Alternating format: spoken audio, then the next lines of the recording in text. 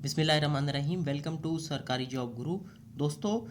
Inland revenue inspector के लिए sales tax act का चैप्टर 9 रिकवरी ऑफ एरियर्स ये हम डिस्कस करने जा रहे हैं। इससे पहले वाले चैप्टर्स भी कंप्लीट हो चुके हैं और उसके बारे में कंप्लीट वीडियोस आ चुकी हैं। अब सेक्शन 48 को देखते हैं जो कि चैप्टर 9 में है। इसमें कह रहा है कि सबसेक्शन 1A को मद्देनज़र रखते हुए, जो इसके बाद में आएगा, उसको मद्देनज़र रखते हुए अगर किसी भी शख्स पर टैक्स की रकम ड्यू हो यानी उससे वसूल करनी हो इनलैंड रेवेन्यू ऑफिसर ने, तो वो ये स्टेप्स करेगा जो ABC नीचे दिए हुए हैं ना, ये काम कर सकता है वो टैक्स वसूल करने के लिए। सबसे पहला क्या है ए में कि वो ऐसी रकम काट सकता है उस रकम में से जो कि उस शख्स की ऐसी रकम जो इनलैंड रेवेन्यू डिपार्टमेंट के या इनलैंड रेवेन्यू इंस्पेक्टर के पास मौजूद हो, यानी कोई रिफ़ंड वगैरह है या कोई और उसकी जो रकम है जो पहले से उसके पास है, डिपार्टमेंट के पास है, तो अगर कोई नई रकम उसने अदा नहीं की तो वो उसकी उसमें से काट लेंगे वो, ठीक है। या इनकम टैक्स डिपार्टमेंट के अंडर में है तो वो वहाँ से काट सकते हैं, या फिर जो है ना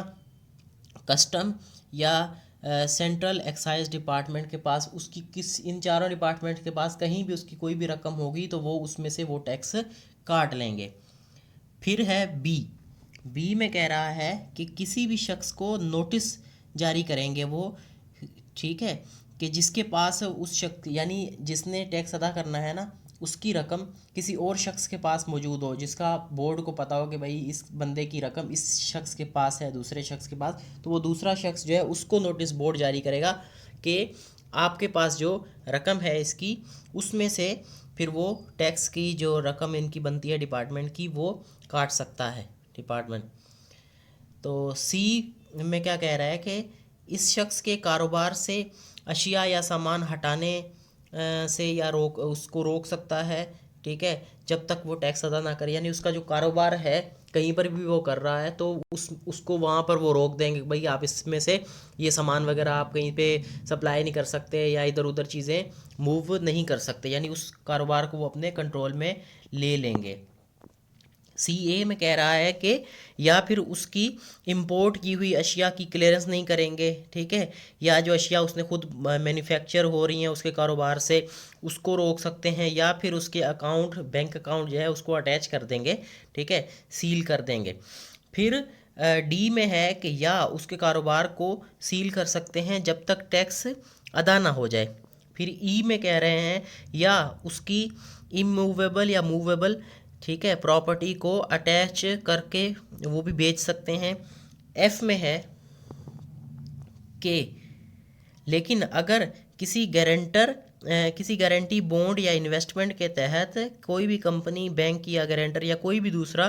फाइनेंशियल इदारा टैक्स देने से कासिर रहे या ना दे सके तो उसकी प्रॉपर्टी को अटैच करके सील कर दिया जाएगा।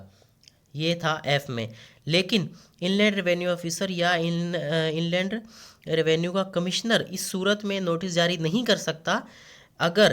टैक्स पेयर ने 45B के तहत अपील फाइल की हो, सही है, और कमिश्नर ने अपील का फैसला ना किया हो। इसके लिए कंडीशन ये होगी, यानी ये नोटिस ना जारी करने की कंडीशन ये होगी कि उस बंदे ने 25% तक अपना टैक्स अदा किया हो,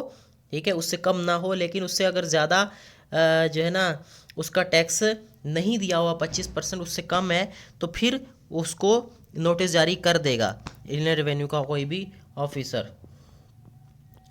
1A में कह रहा है कि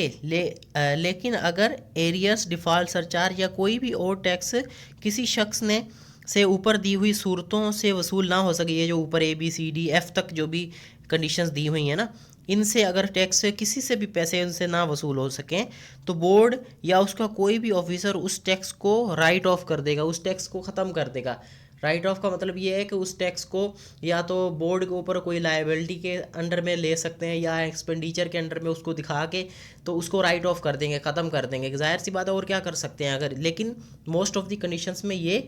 हो जाता है तो ये राइट ऑफ कर देगा बोर्ड कोई भी ऑफिसर, ठीक है। तो 2 में है कि